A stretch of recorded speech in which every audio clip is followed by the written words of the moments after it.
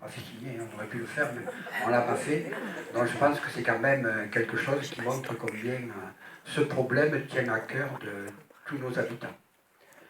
Donc, puisque j'en suis au remerciement, ben, je remercierai toutes les personnes du conseil municipal qui sont à mes côtés, qui sont nombreuses. Vous remercier bien évidemment toutes et tous d'être venus. Remercier la personnalité politique qui est à mes côtés et qui est la seule, donc on va la soigner, Madame Jourdan, qui est conseillère départementale. Remercier bien sûr le collectif dans son ensemble pour l'immense travail qu'il a fait, parce que c'est vrai que ils n'ont rien lâché, et je crois qu'on peut même les applaudir parce que vraiment, ils méritent,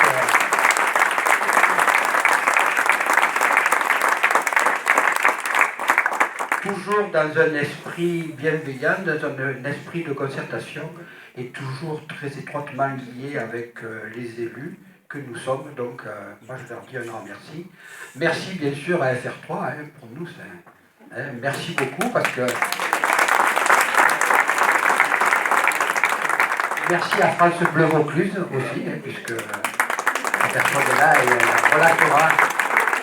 Je crois que notre merci bien sûr aux journalistes qui reprendront le déroulement de cette matinée.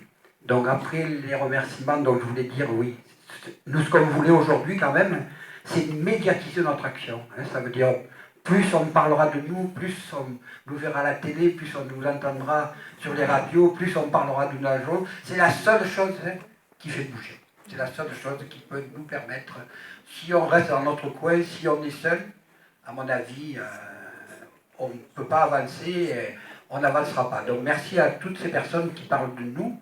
Et puis, c'est vrai que bon, tous les élus que nous avons sollicités nous ont tous répondu, et tous les élus que nous avions invités à cette réunion ont répondu, malheureusement qu'ils étaient pris et qu'ils ne pouvaient pas participer à cette réunion.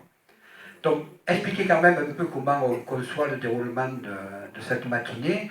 Bon, les discours, hein, ça fait, je ne vais pas dire ça ne fait pas avancer les choses, mais on ne va pas parler toute la matinée, au contraire. Je crois que, bon, moi je vais intervenir pour expliquer un peu toutes les démarches qui se sont faites depuis le mois d'avril. Deuxièmement, je laisserai la parole, bien sûr, au collectif, je laisserai la parole à Madame Jourdan, et puis après, c'est à vous à vous exprimer. Je pense qu'il n'y a pas de mauvaises questions, il y aura peut-être de mauvaises réponses, mais il n'y a pas de mauvaises questions. Mais je pense qu'il faut rester calme et serein, et qu'on est entre nous. Et je pense que j'ai aucune crainte, je pense que ça se passera très bien. Donc, rappeler un peu l'historique, c'est que fin mars, donc prise de rendez-vous par un responsable de la Poste. L'ordre du jour, c'était le problème des facteurs, quoi. C'était vraiment pas la fermeture d'une partie de notre bureau de poste, surtout pas à l'ordre du jour. Donc ça veut dire que vous recevez la personne, bon, vous parlez pendant 20 minutes du problème des facteurs, du problème des chemins, du problème des boîtes à lettres, de toutes les choses. Puis avant de partir, 5 minutes avant de partir, ben, ils vous disent voilà, ben, on a l'intention de fermer le bureau de poste tous les après-midi et le samedi matin. Voilà. Donc pas de discussion, pas de on vient, on vous dit c'est comme ça, a priori c'est pas autrement. Donc ils nous écrivent, donc quand on reçoit bien sûr la lettre, on réagit. Hein, on réagit, ben, délibération du conseil municipal disant qu'il n'est absolument pas d'accord sur les nouveaux horaires. Bon, après, ben, bien évidemment, on répond à la poste, on envoie la pétition et on répond à la poste.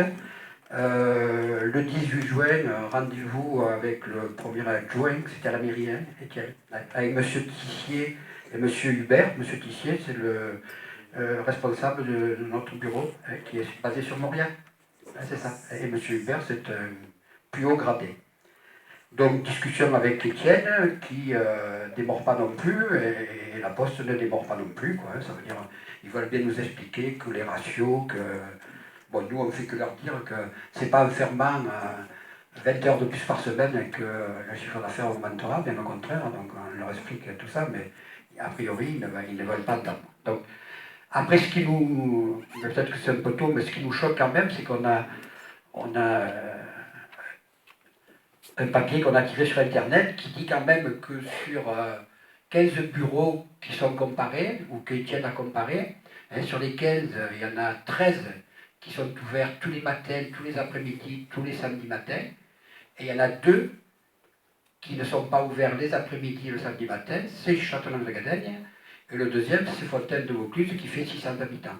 Donc tous les autres qui ont à peu près la même population que nous sont tous encore ouverts.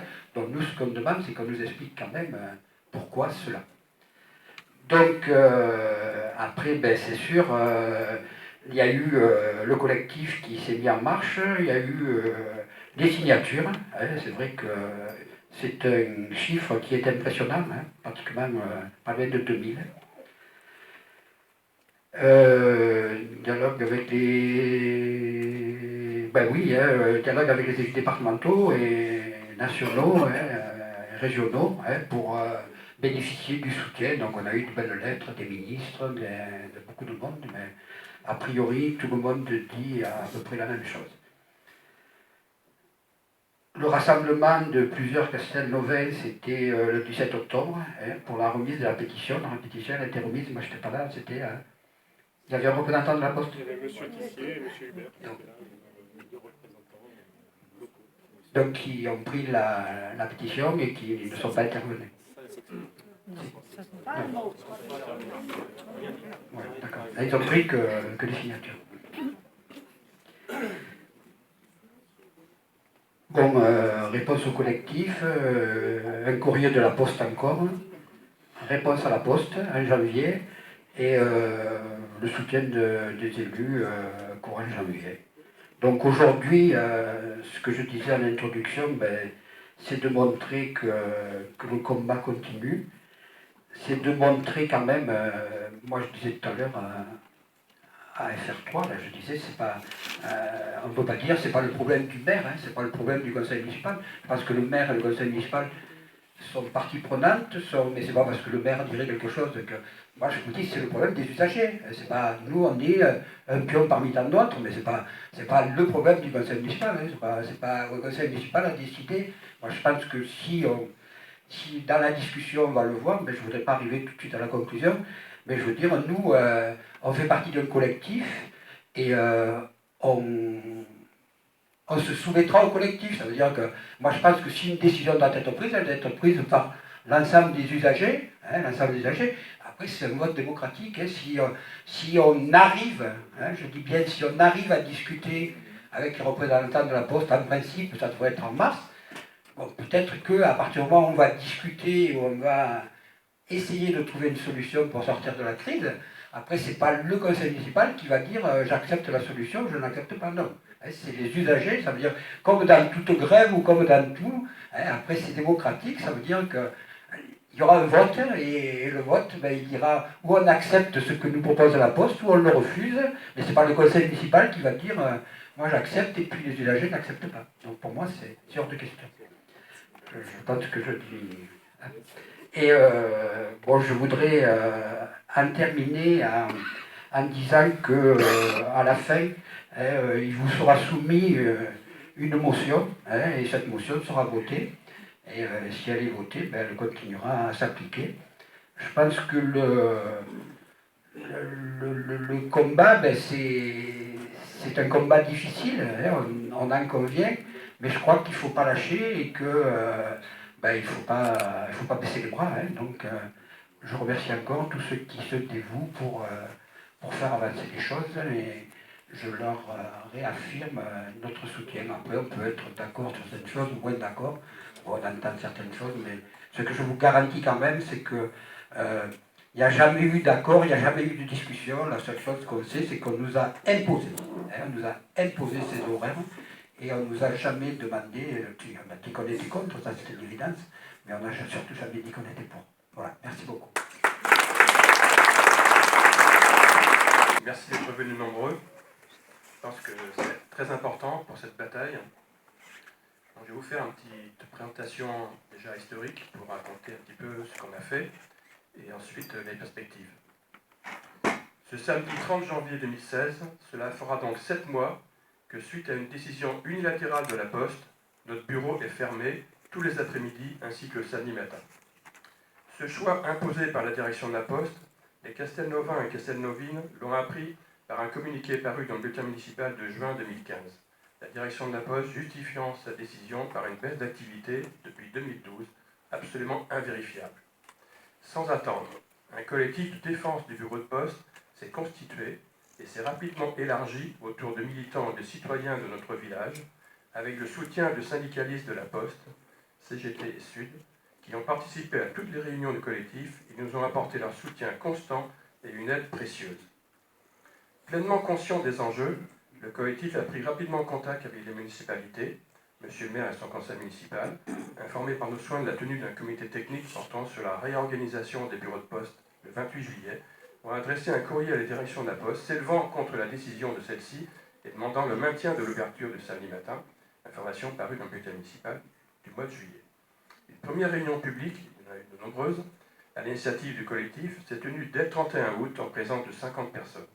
La pétition proposée par ses initiateurs, exigeant que le bureau de poste demeure de plein exercice et retrouve ses horaires d'ouverture antérieurs, avait recueilli à cette date déjà plus de 300 signatures, et cela en pleine période estivale. Il nous a apparu que cette bataille devait être celle de tous les habitants, de toutes les familles de notre village, car nous sommes tous concernés, de près ou de loin, par l'existence de ce service public.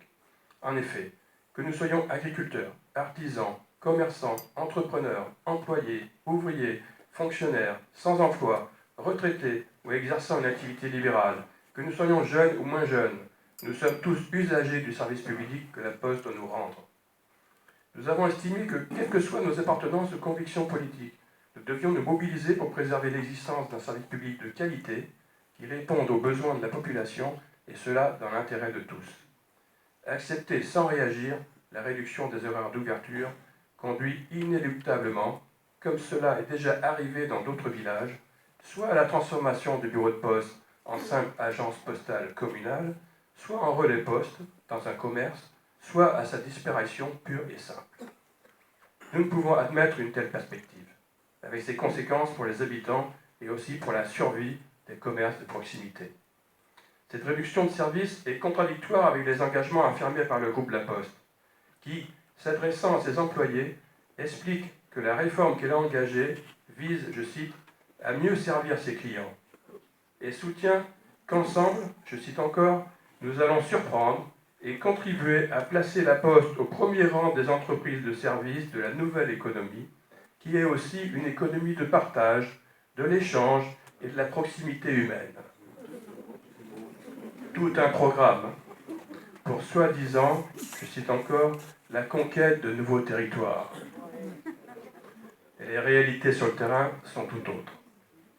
Le collectif a appelé à une seconde réunion publique le 21 septembre avec à nouveau une cinquantaine de personnes présentes qui ont manifesté leur mécontentement, non seulement contre la réduction des horaires d'ouverture, mais aussi sur la détérioration du service rendu, suppression des opérations de nature financière, disparition d'un certain nombre de services. Vous pourrez témoigner tout à l'heure de vos griefs à ce sujet. Suite à cette réunion, la campagne de signature s'est alors amplifiée avec le soutien des commerçants du village. Il faut les remercier chaleureusement.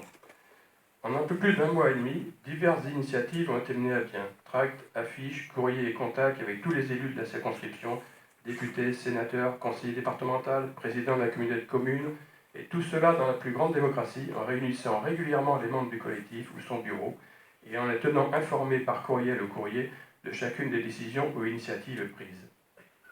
Nous tenons ici encore à remercier vivement tout d'abord Monsieur le maire, ses adjoints et son conseil municipal pour la délibération votée unanimement en date du 14 septembre 2015, la mise à disposition de salles, la qualité des échanges avec le bureau du collectif qui a toujours invité la municipalité à ces réunions.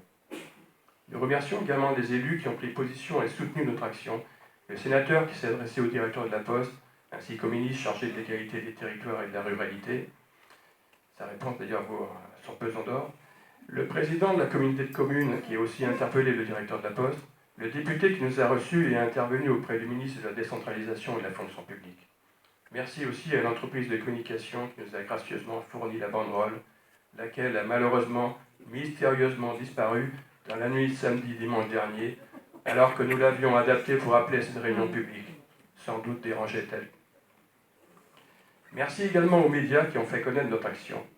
C'est tout cela qui nous a permis d'en arriver à l'organisation du rassemblement du 17 octobre qui a réuni près de 250 personnes devant la Poste, un véritable succès, en présence de nombreux élus, et nous avons remis aux représentants de la Poste, dont M. Tissier, la pétition avec ses 1684 signatures alors, et depuis il y en a eu d'autres. Nous en avions en fait déjà collecté 1716.